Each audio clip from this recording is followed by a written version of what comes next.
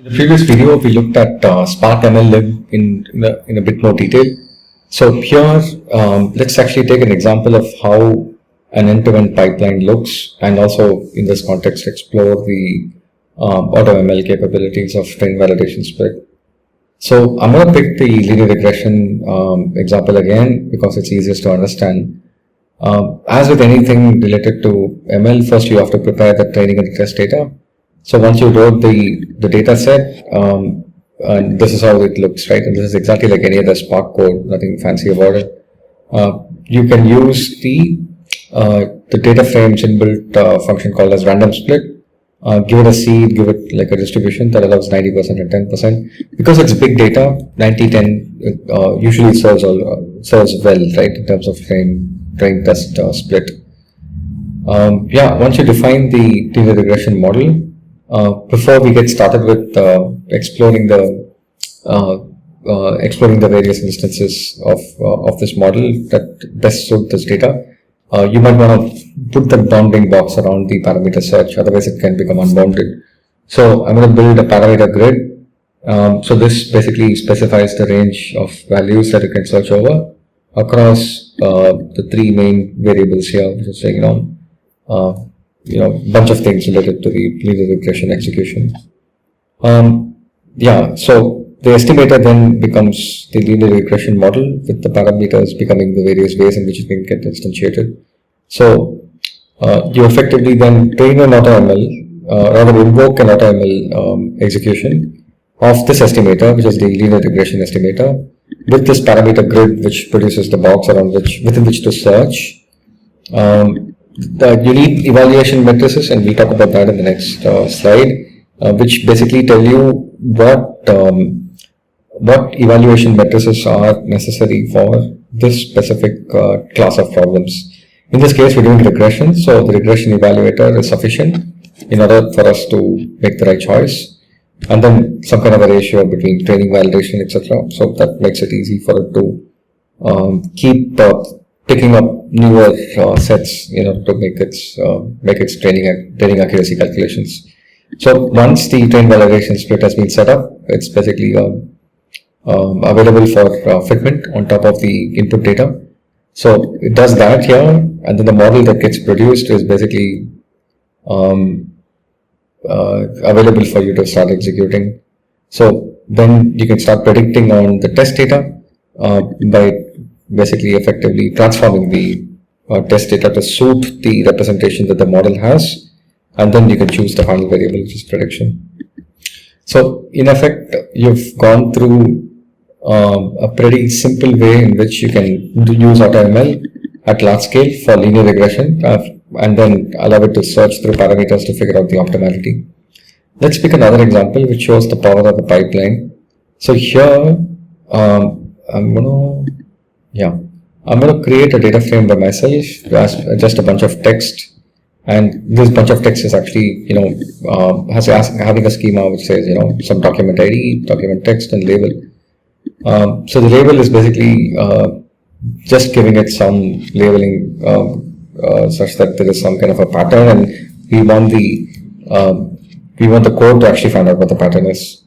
So we'll configure an ML pipeline because it's got free-form text in it. The ML pipeline itself is going to be comprised of multiple different functions.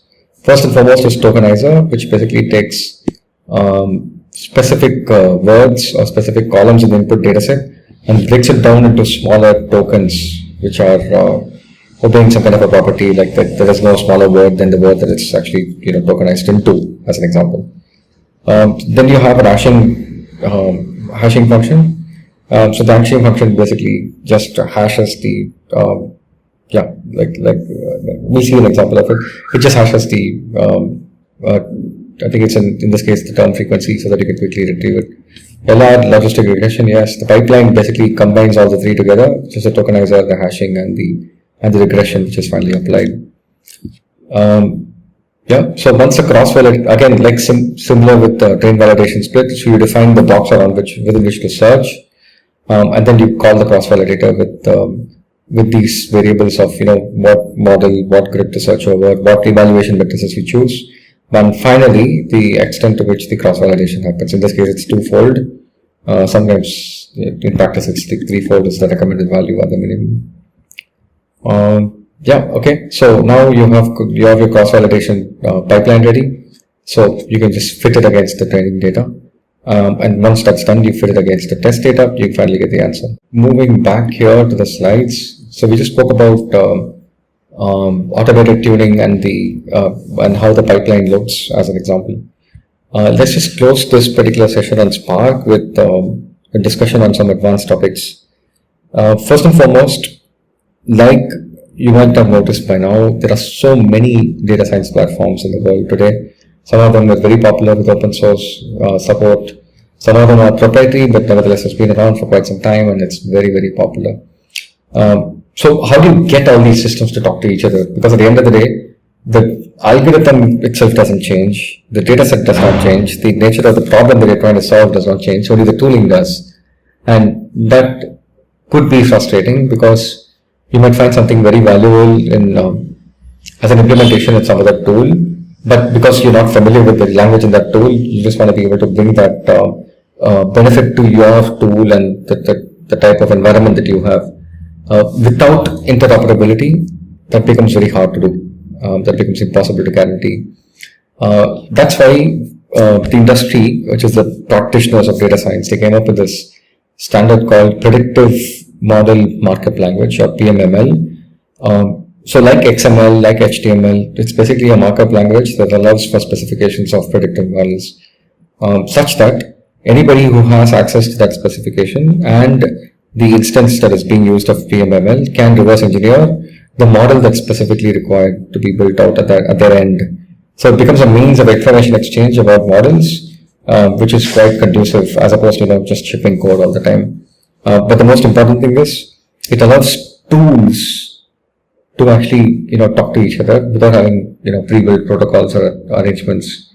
So as an example, you could just build your model and train it with Spark as an example, and what gets spewed out at the end of it is basically a model that's ready to be fitted on production data so that you can score the values.